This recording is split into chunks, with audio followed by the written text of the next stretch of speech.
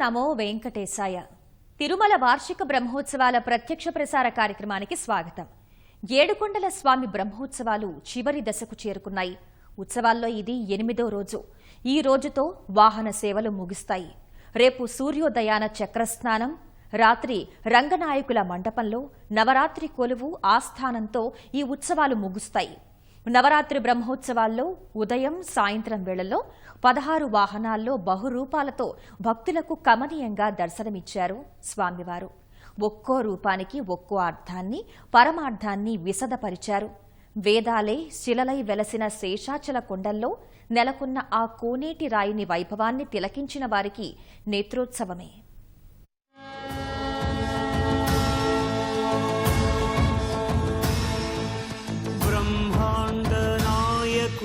బ్రహ్మోత్సవం బహురూపధారునికి బ్రహ్మోత్సవం. ఆపద మొక్కులవాడు అశ్వరూఢుడై తిరువీధుల్లో దర్శనమిస్తున్నాడు.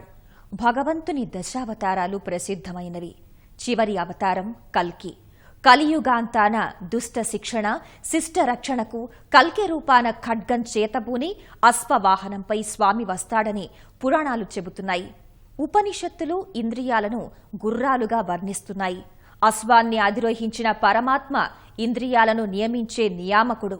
స్వామి అశ్వవాహన రూఢిడిగా భక్తులకు దర్శనమిచ్చి తన కల్కి స్వరూపాన్ని ప్రకటిస్తూ కలిదోషాలకు దూరంగా ఉండమని ప్రబోధిస్తున్నారు. అశ్వవాహనంపై ఓ చేత చర్నాకోల్, మరో చేత ఖడ్గం ధరించి తిరువీధుల్లో దర్శనమిస్తున్న ఆ వెంకటేశ్వరుడి వైభవాన్ని, ఉత్సవ శోభను ఇప్పుడు ప్రత్యక్షంగా చూద్దాం.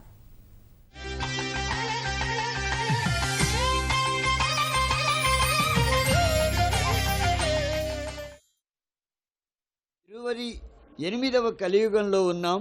ఈ కలియుగాంతంలో మనకు చక్కగా ఈ దివ్యమైనటువంటి ఈ కల్కి అవతారాన్ని దర్శించేటువంటి సందర్భం భవిష్యత్ తరాలకు లభిస్తుందట. అయితే భవన్నిహ భవధ్వంసాయ, ఆయన యొక్క అవతార ప్రయోజనం ఏమిటంటే భవధ్వంసం. అంటే భవం అంటే సంసార సాగరం. ఈ సంసార సాగర బంధం ఏదైతే ఉన్నదో ఇది మనను జనన మరణ చక్రంలో బిగింపచేసి పునరపి జననం, పునరపి మరణం, పునరపి జననీ జఠరే శయనం అనేటువంటి ఒక ఆవృత్తిని కలుగజేస్తూ ఉంటుంది. ఈ ఆవృత్తి నుంచి బయటకు తీసుకువచ్చి స్వామివారు వైకుంఠ ప్రాప్తిని మనకు కలుగజేసేటువంటి సందర్భం కోసమని, ఈ భవధ్వంసం కోసమని ఆయన అవతరిస్తారు అని వెంకటనాథులు మనకు ఆదేశమిస్తున్నారు, ఉపదేశమిస్తున్నారు. అటువంటిది నక్కల్పతాం, మనకు కూడా ఆ భాగ్యాన్ని ప్రసాదించుగాక ఈ కల్కి స్వామి అని మనం భావించుకోవాలి. కల్కి విష్ణు యశస్సుతః, విష్ణువు యొక్క కీర్తి పుత్రుడే కల్కి అని చెప్తున్నారు.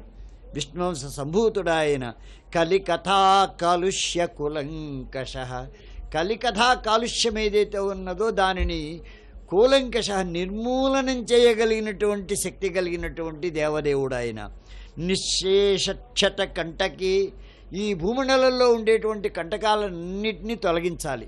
సాగు చేసేటప్పుడు ముందర కంటక వృక్షాలని తొలగిస్తాం. అదేవిధంగా ఈ క్షితి తలాన్ని సాగు చేస్తున్నారట ఆయన. చేస్తూ ధారాజలౌఘైర్ధ్రువం, తన యొక్క కరుణా కటాక్ష ధార ఏదైతే ఉన్నదో ఆ ధారా జలాలతోటి ఈ భూమిని సేద్యయోగ్యం చేస్తున్నారట. చేశాక ధర్మం కార్తయుగం ప్రరోహయతి, 4 పాదాలపై నడవడానికి అనుగుణంగా భవిష్యత్కాలీన కార్తయుగ ధర్మాన్ని అంటే కృతయుగ ధర్మాన్ని ప్రరోహయతి అంకురింపజేస్తారట ఆయన. యన్నిస్త్రింశధారాధర, చేత చక్కగా నవమేఘంలాగా మెరసిపోయేటువంటి ఖడ్గాన్ని ధరించి ఆ స్వామి ఈ విధమైన అనుగ్రహాన్ని చేస్తారు అని చెప్తున్నారు. అటువంటి దివ్యమైనటువంటి స్వామిని మనం వీక్షిస్తున్నాం ఇప్పుడు.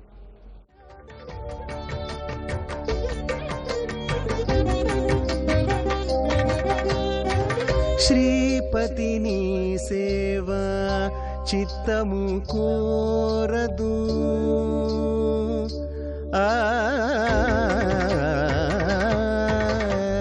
శ్రీపతిని సేవా చిత్తము కోరదు శ్రీపతిని సేవ చిత్తము కోరదు పాపముల వెంటనే పారినయ్య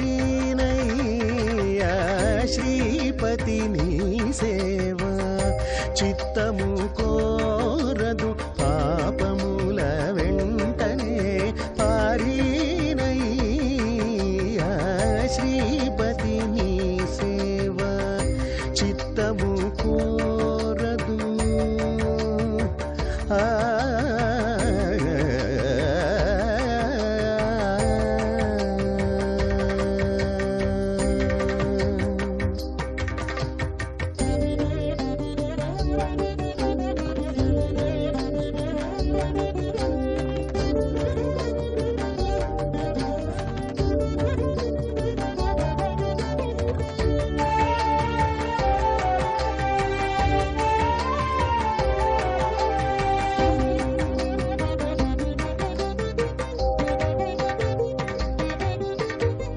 తెగని కర్మము దేహమును కోరు వగలైపీగ వ్రణాలు కోరు తెగని కర్మము దేహమును కోరు వగలైపీగ వ్రణాలు కోరు నగుచు తొల్లింటి నా పూర్వ కర్మములు నగుచు తొల్లింటి నా పూర్వ కర్మములు పొగరు భోగ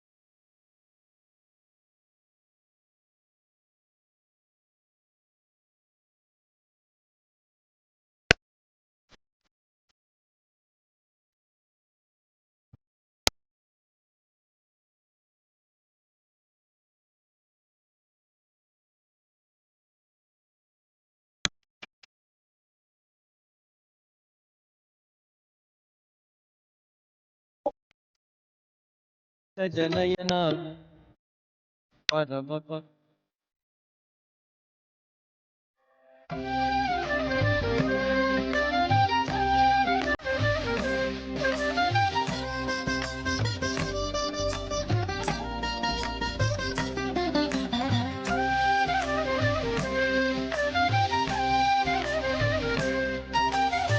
వేదములే నీ నివాసమట విమల నారసింహ వేదములే నీ